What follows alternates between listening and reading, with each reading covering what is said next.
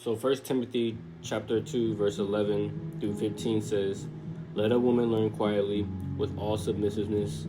I do not permit a woman to teach or to exercise authority over a man. Rather, she is to remain quiet. For Adam was formed first, then Eve. And Adam was not deceived, but the woman was deceived and became a transgressor. Yet she will be saved through childbearing if they continue in faith and love and holiness with self-control." Now, to all the women watching this, hold on, let me explain. This was all back in Paul's day, right? Now, when it says, "Yet she will still be saved through childbearing if they continue in faith and love and holiness with self-control," that doesn't necessarily mean you'll be saved just by having a kid, right? Whenever you're going through certain circumstances, including childbirth, right? Because childbirth is the most uncomfortable, extremely unbearing for women. It's extremely hard, right? But it sets an example of you going through a certain circumstance regarding that, right? At the end of the day, you still have your faith, right? You still have self-control. You're still following the Lord, right? So what does it mean to submit? I already know some relationships, even some marriages, have trouble submitting to each other, right? You know, it's always, well, how come I have to do this and you have to do this? Just certain things, just certain problems, but you're called to serve one another, right? Especially in a marriage. So let's talk about the men now.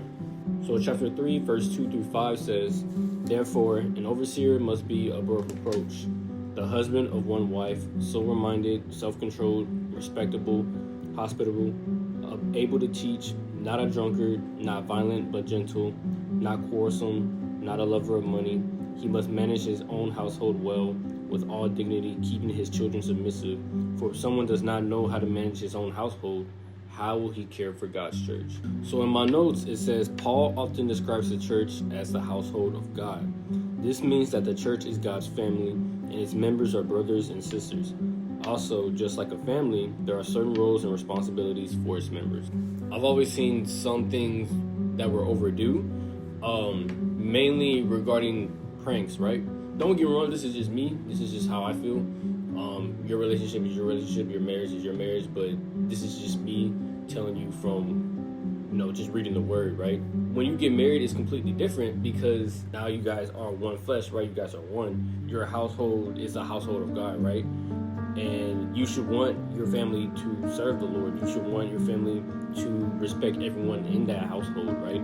Like I said, that's my interpretation. Now, I'm not saying you can't have fun, right? Some pranks are harmless. It is what it is.